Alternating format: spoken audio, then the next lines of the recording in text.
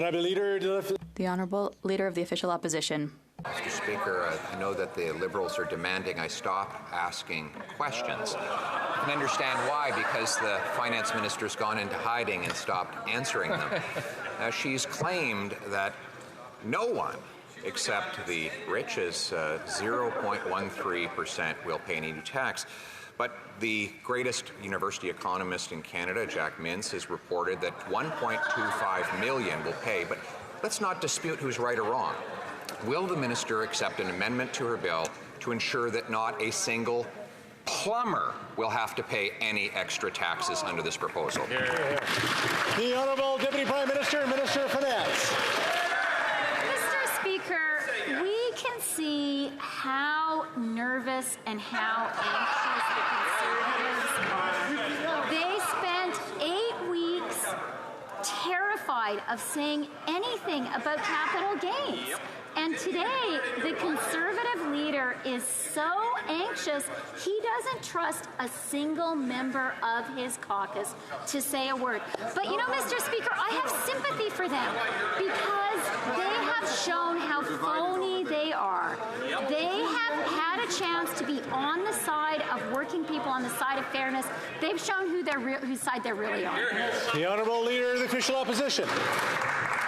Will the Finance Minister exempt all carpenters from her tax increase, yes or no? The Honourable Minister of Finance, Deputy Prime Minister. Mr. Speaker, we presented every single member of this House with a very clear and actually really easy choice. Do you think someone who makes their salary, like that person in Carleton, whose only income is their wage, who's making $58,000 a year, do you think they should pay tax at a higher marginal rate than someone earning capital gains of more than $250,000 a year? It's not complicated, but it's complicated for them. The Honourable Leader of the Official Opposition.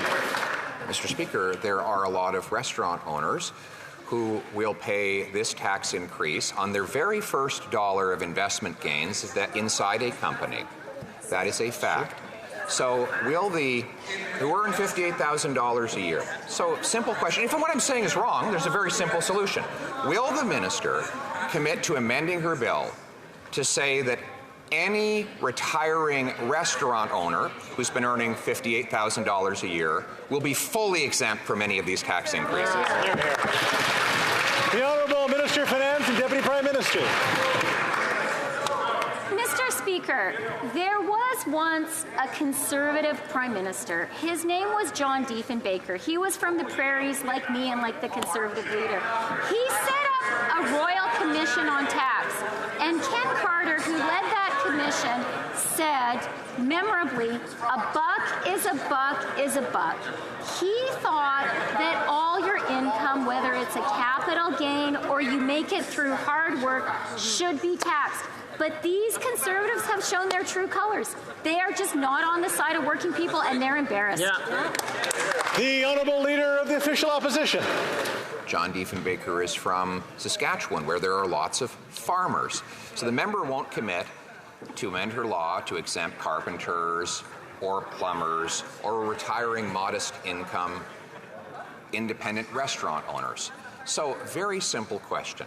Given that we're in a food price crisis, will the Finance Minister amend her proposal to say that no farmer will pay higher taxes under this plan? The Honourable Deputy Prime Minister and Minister of Finance. Mr. Speaker, the Conservative leader is squirming. The Conservative leader is nervous. And I know why he's nervous, Mr. Speaker, because we presented him yesterday with a very clear choice. You could be on the side of someone who sweats every day, who earns all their money through their paycheck, or you can say someone who is earning in every single year more than $250,000 in capital gains. We know whose side we're on. Now we know whose side they're on too. The Honourable Member de l'Opposition officielle. A wonderful grandmother, 93-year-old Liz Diachin, is severing a few lots off of her longtime family farm to give them to her kids and grandkids so that they can have a place to live in this terrible housing crisis. She was surprised to learn she's going to be paying this latest Liberal tax increase. She was asked, "Are you rich?" She said, "Are you kidding me? Are you kidding me? I'm on a pension." Mr. Speaker, will the Finance Minister amend her bill so that low-income grandmothers who are passing on a little bit of land for their kids to live on will not be hit by this tax increase? The Honourable Minister of Finance, Deputy Prime Minister. Mr. Speaker, I want to share another quote. The wealthiest 1% who own the most expensive and luxurious real estate and have in their portfolios the most stocks and bonds will continue to see their net worth expand, having done nothing, by the way, to deserve that expanded net worth. When they sell those assets, they accrue a capital gain. We think more of it should be taxed. That's a quote from the member from Carleton. But that was when he was being a fake populist. The Honourable Leader of the Official Opposition. Mr. Speaker, Liz Diachin is not among those wealthy 1% the member just described. She has a pension of probably, I'm guessing, $45,000 a year. She's a grandmother who's simply trying to sever off a few lots so that her kids and her grandkids can have a place to live. Those lots have enough value that they will be hit by capital gains tax, and they're over $250,000. So she will pay this. She will pay us the 66% tax. So, very simple question: will the minister amend the law so that this wonderful grandmother does not have to pay higher taxes? The Honourable Deputy Prime Minister and Minister of Finance. Mr. Speaker, I think the Conservative leader is a little bit confused because he seemed to think that those were my words I quoted. I was, in fact, quoting him. I was quoting his words about the wealthiest 1% and their stock portfolios and luxury real estate.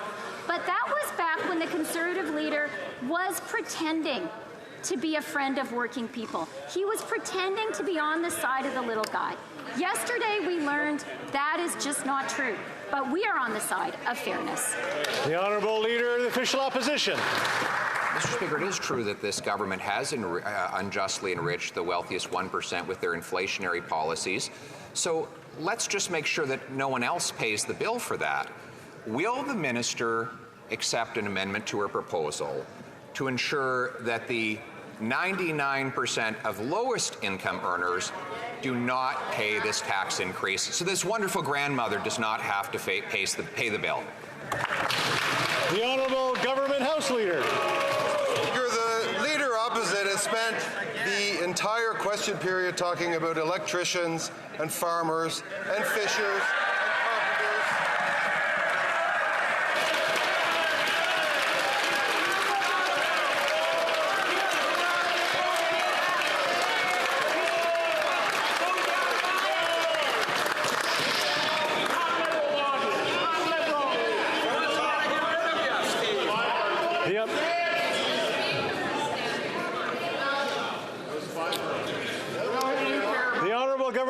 Start from the top. Thank you, Mr. Speaker. The Leader opposite cites electricians, carpenters, plumbers. Mr. Speaker, I come from family, as do many of us, of farmers and electricians and people who bring home a T4 slip at the end of the year. Those people who earn an honest paycheck, what do they expect from their government? They expect tax fairness. We are asking all those who pay who gain $250,000 on their investments in a given year, 0.13% of the population, to pay a little bit more. I don't know any electricians who are in that category, Mr. Speaker.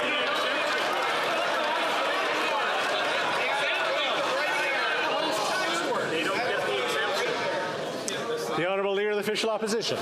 Well, if that were true, then they would be prepared to put in writing in the law that no farmer, fisher, or electrician will pay any new tax under this increase. Will they? The Honourable Government House Leader. What will be in the law is that anyone who makes a capital gain over $250,000, the first $250,000 are exempt, 50% inclusion rate. Over $250,000 in a given year will pay 66%. That's less than Brian Mulrooney asked them to pay, and it gets us closer to the fairness that who's asking for? The electricians, the farmers, the teachers, the nurses, the fishers, the people in Canada who expect us to stand up for tax fairness and against that.